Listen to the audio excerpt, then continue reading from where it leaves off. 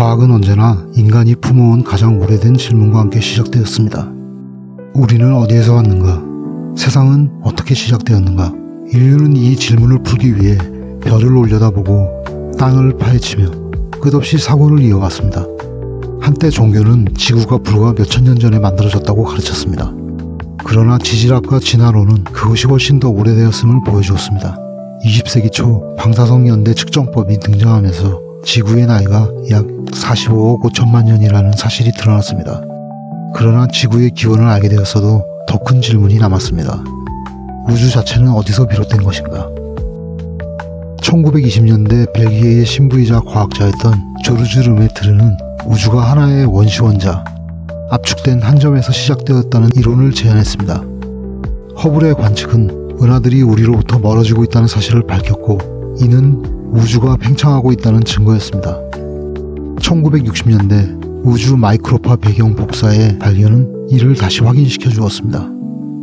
이렇게 우리는 우주가 약 138억 년 전에 폭발적으로 시작되었다는 빅뱅 이론을 받아들이게 되었습니다. 그러나 의문은 여전히 남습니다. 그렇다면 빅뱅 이전에는 무엇이 있었는가? 만약 답을 알게 되더라도 인간은 곧바로 다시 물을 것입니다. 그 이전에는 또 무엇이 있었는가? 신성 기하학은 이 질문에 색다른 방향에서 다가섭니다. 과학이 결과를 통해 원인을 거슬러 올라가려 한다면 신성 기하학은 정반대입니다. 모든 것의 시작, 아무것도 없는 상태에서 출발하는 것이죠. 빛도 없고 형태도 없으며 끝없는 공허만 가득했던 순간, 그때 점이 나타났습니다. 점은 공간을 차지하지 않고 길이도 부피도 없으며 물리적으로 측정조차 불가능한 존재입니다. 그러나 바로 그 점이 우주의 씨앗이었습니다. 우리는 이 점을 영이라고 부를 수 있습니다. 이 영은 처음으로 의식을 가졌습니다.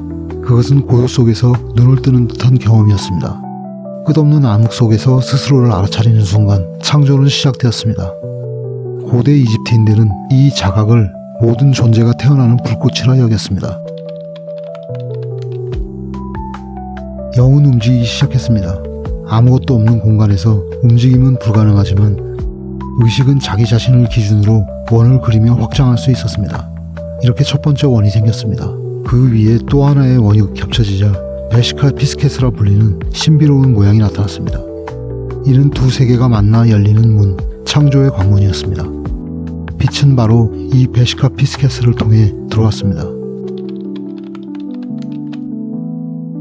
영은 다시 원을 그렸습니다. 세 개의 원이 겹쳐지며 삼위일체의 도형이 나타났습니다. 네 번째 원이 더해지자 균형의 구조가 다섯 번째와 여섯 번째 원이 겹쳐지며 마침내 하나의 완전한 꽃잎 모양이 형성되었습니다. 이 여섯 번의 움직임은 생명의 씨앗이라 불립니다. 창조의 원형, 모든 존재가 비롯되는 최초의 패턴이죠.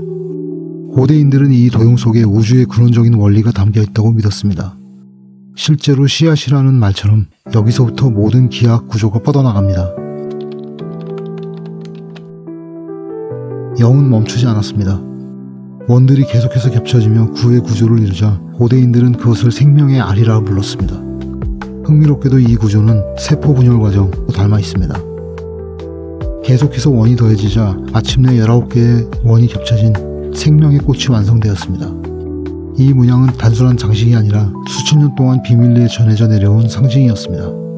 중국의 고대 유적, 이집트의 신전, 아일랜드의 거성 무덤, 인도의 사원까지 전 세계에서 발견되는 이 문양은 인류가 공유한 보편적 지식의 흔적입니다. 생명의 꽃 속에는 또 다른 형태가 숨어 있습니다. 그것은 바로 생명의 열매입니다. 곡선은 여성성을, 직선은 남성성을 상징하며 이 둘이 합쳐질 때 메타트론의 큐브가 탄생합니다. 메타트론의 큐브는 단순한 도형이 아닙니다. 그 안에는 우주의 설계도가 담겨 있습니다. 현실을 지탱하는 비밀, 물질이 형성되는 기본 구조가 이 안에서 드러납니다. 메타트론의 큐브에서 태어난 것은 다름 아닌 플라톤의 입체입니다. 정육면체는 흙, 사면체는 불, 8면체는 공기, 20면체는 물, 그리고 12면체는 에테르를 상징합니다. 고대인들은 이 5가지 입체가 세상을 구성하는 기본 요소라고 보았습니다. 놀랍게도 이 5가지는 수학적으로 완벽한 대칭을 지니며 현대 과학에서도 원자 구조, 결정체의 배열, 심지어 은하의 형태까지 설명하는 데 사용됩니다. 눈송이의 결정, 소리의 진동, 바이러스의 껍질, 행성의 궤도까지 모두 이 원리에 따라 짜여 있습니다.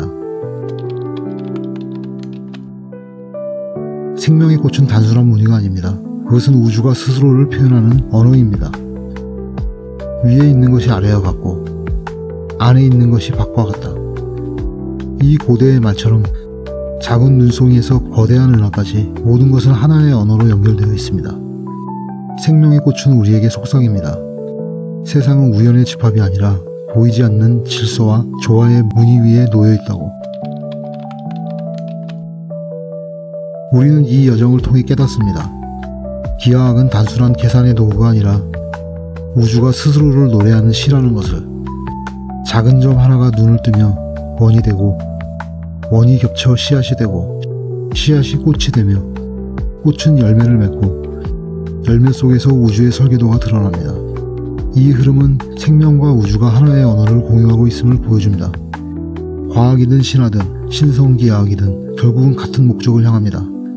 그것은 우리는 어디에서 왔는가 라는 질문에 답하려는 인간의 끊임없는 열망입니다. 생명의 꽃을 바라볼 때 우리는 단순히 도형을 보는 것이 아닙니다. 그것은 우주의 숨결이며 영원히 이어지는 창조의 노래입니다. 그리고 그 노래는 지금 이 순간에도 우리 안에서 흐르고 있습니다. 시청해주셔서 감사합니다. 지식철거반이었습니다.